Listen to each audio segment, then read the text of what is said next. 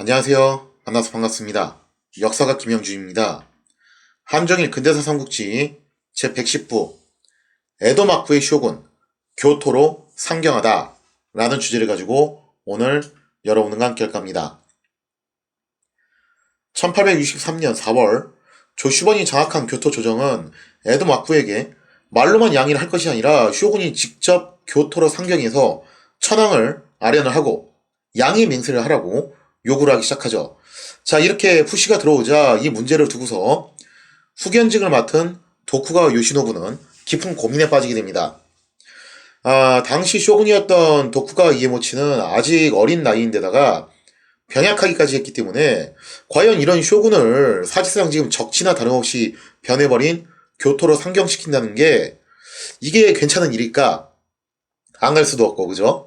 그래서 이게 보통 부담스러운 일이 아니었다라는 거예요. 더구나 지금 교토는 도막파 전황량이 지사들이 거기서 완전히 날뛰고 있잖아요.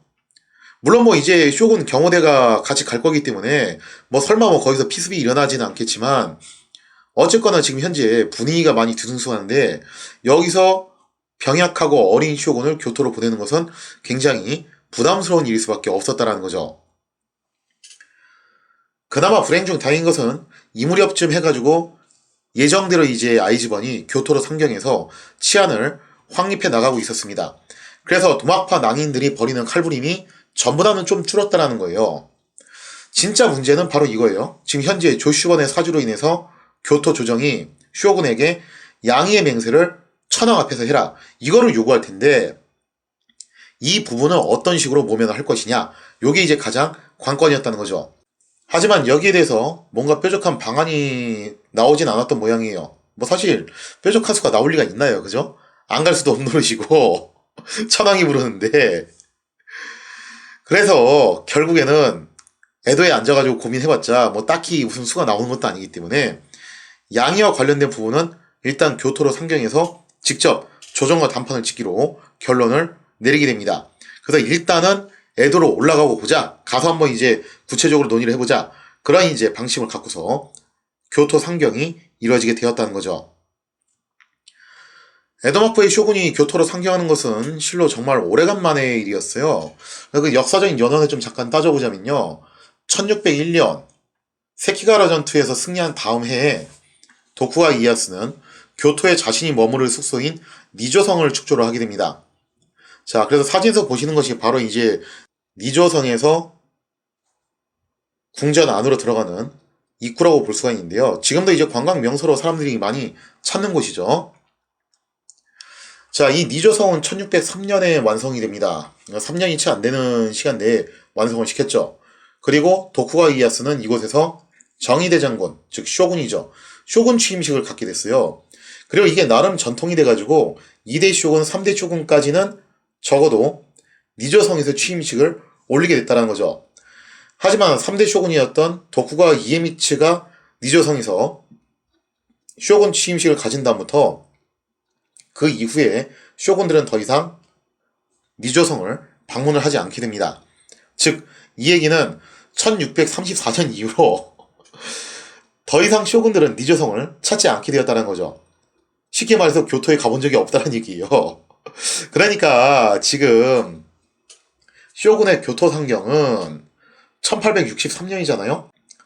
꼭 230년 만에 이뤄지는 엄청난 대사건이라고 볼 수가 있겠습니다. 그러니까 간만에 진짜 이제 방치되어 있던 니조성에 쇼군이 발을 들이게 됐다라는 거죠. 1863년 4월 마침내 요시노부의 수행하에 막부의 쇼군인 이에모치는 교토로 상경을 하게 됩니다. 무려 230년 만에 쇼군이 교토로 상경한다 라는 소식에 교토 주민들은 상당히 들떠 있었겠죠. 야, 드디어 구경거리가 하나 나왔다 하고 너도 나도 이제 구경을 하러 나왔을 거예요. 하지만 교토 주민들의 눈에는 아마 예상했던 거하고 좀 많이 다른 모습이 비춰졌을 것 같아요. 아마 교토 주민들은 쇼군이라고 하면은 천하를 통치하는 실권자잖아요. 이러니 저러니 해도. 그러니까 쇼군의 모습이라고 하면은 뭔가 위풍당당하고 근엄하고 위험있고 그럴 것 같았는데 어째 그런 모습은 찾아보기가 힘들었고 병약한 어린 소년이 힘겹게 교토로 입성하는 모습을 봤을 뿐이라는 거죠. 아무튼 이렇게 해서 이에모치가 교토 천왕궁에 입궁을 하게 되었고 고메이 천왕을 아련하게 됩니다. 사실 뭐 둘 사이는 뭐 남남도 아니죠. 알고 보면은 뭐 이제 고메이 천왕 입장에서는 쇼군이 자신의 매제인 셈이잖아요.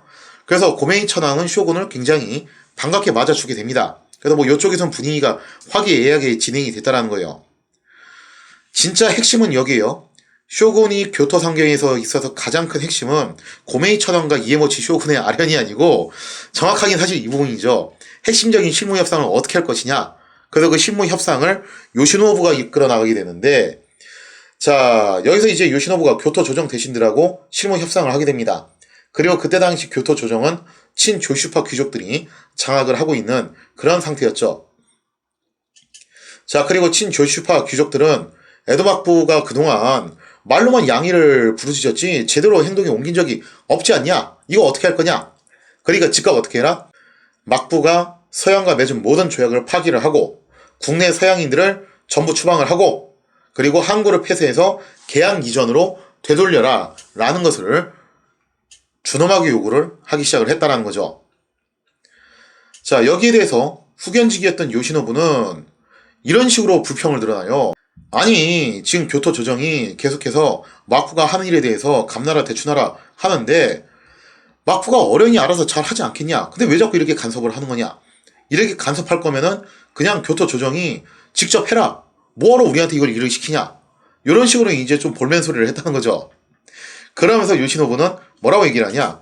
만약에 정말로 에도 막부가 제대로 된 양의 전쟁을 수행해주길 바란다면은 이런 식으로 교토 조정이 자꾸 훈수 두고 딴지 걸고 태클하고 그럴 게 아니라 우리한테 명확한 권한을 달라 이거예요. 명확한 권한을 주고 난 다음에 트집을 잡던지 해야지. 그냥 이게 뭐만 하면 이렇게 자꾸 트집을 잡아대니 우리가 일을 지금 못하지 않냐. 그러면서 요시노부가 진짜 핵심적인 얘기를 하는데 이런 얘기를 해요.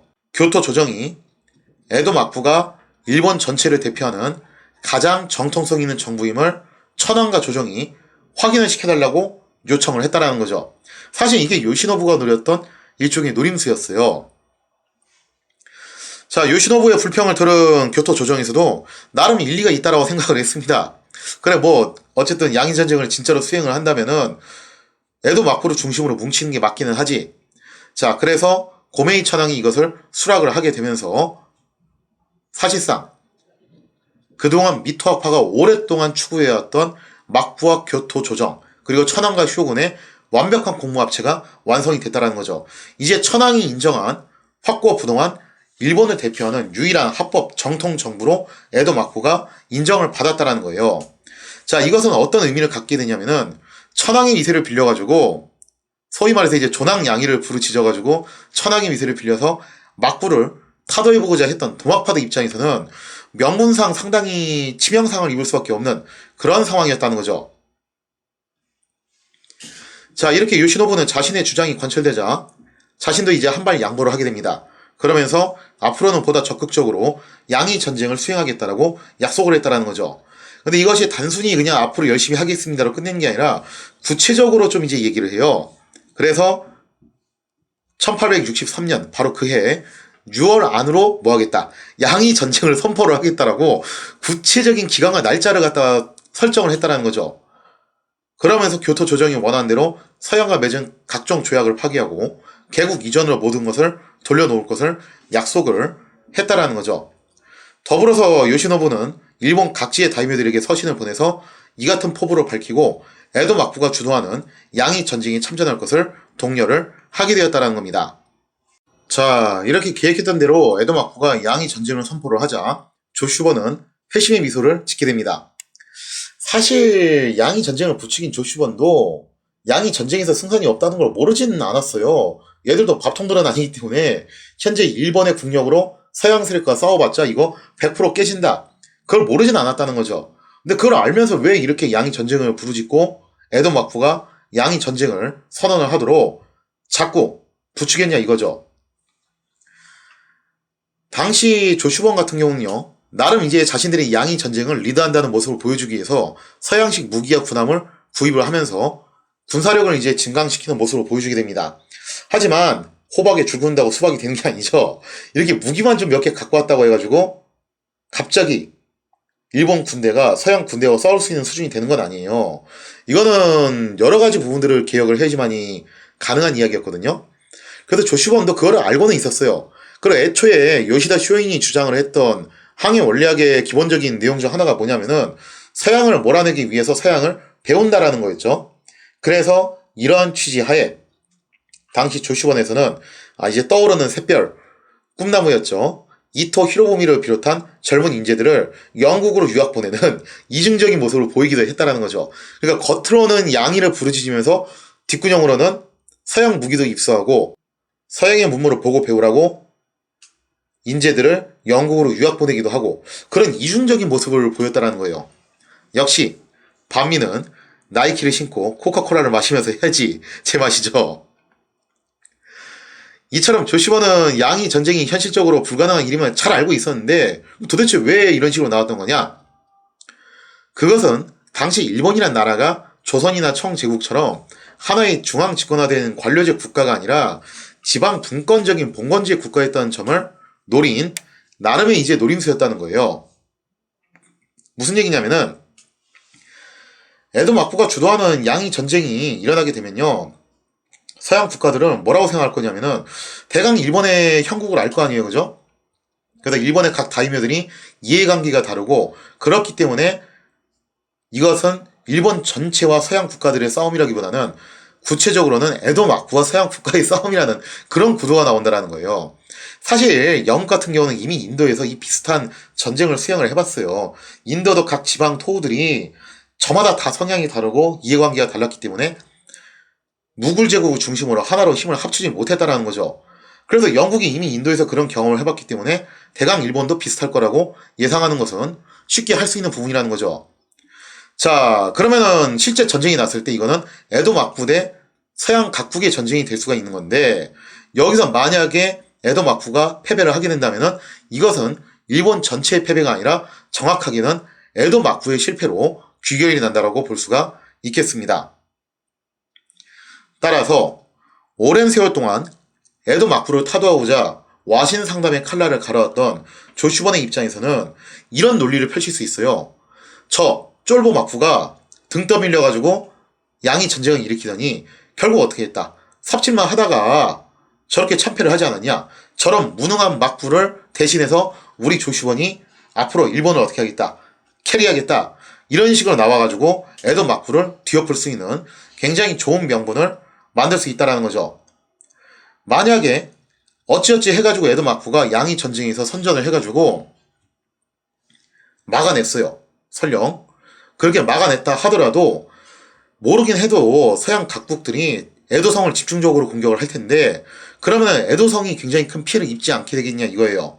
그리고 다시 말하지만 일본은 조선하고 청하고 다르게 중앙 집권화된 국가가 아닙니다. 그러니까 조선이나 청처럼 뭐 수도가 함락되면 딴 데로 군주가 피난을 가가지고 항전을 이어간다. 그게 아니라 에도가 함락되면 에도 막부는 그야말로 끝장나는 거예요.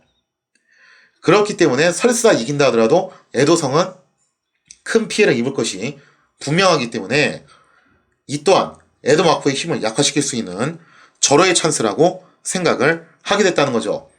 그러면 조슈번 입장에서는 어떻게 해서든 에도 막부를 양이 전쟁의 수렁텅이로 밀어넣을 수만 있다면은 이쪽이 됐든 저쪽이 됐든 자기들한테는 유리한 결과가 나올 수밖에 없다라는 겁니다. 나름의 그런 꿍꿍이와 계산을 갖고 있었기 때문에 그런 생각을 갖고 있었기 때문에 이런 식으로 계속 양이 전쟁을 부추기는 공작을 벌였다라는 거죠. 그리고 부가적으로 딸려오는 효과가 하나 더 있다면요. 조슈번도 지금쯤 해가지고 슬슬 브레이크를 잡고 싶어 했을 거예요. 왜냐면은 양이 전쟁이라는 것이 자신들이 이제 권력을 잡기 위한 수단으로 주장을 하기는 했지만 실제적으로는 엄밀하게 말해가지고 붙어서 이길 자신이 없잖아요.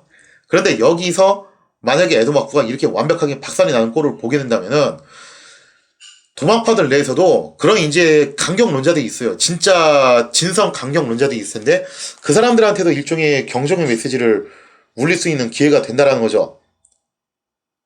그러면서 조슈번이 향후에 양이 전쟁을 무리하게 수행하지 않고 스무스하게 권력만 딱 쟁취하고 넘어갈 수 있는 그런 이제 괜찮은 흐름을 만들 수 있는 패턴이 나올 수도 있다라는 거예요. 자, 이러면서 이제 조슈번은 이런 흉악한 음모를 꾸미면서 회심의 미소를 짓고 있었는데 과연 에도 막부는 조슈원의 의도대로 빨려 들어가게 될 것인가? 거기에 대한 이야기는 다음 시간에 이어서 계속하도록 하겠습니다.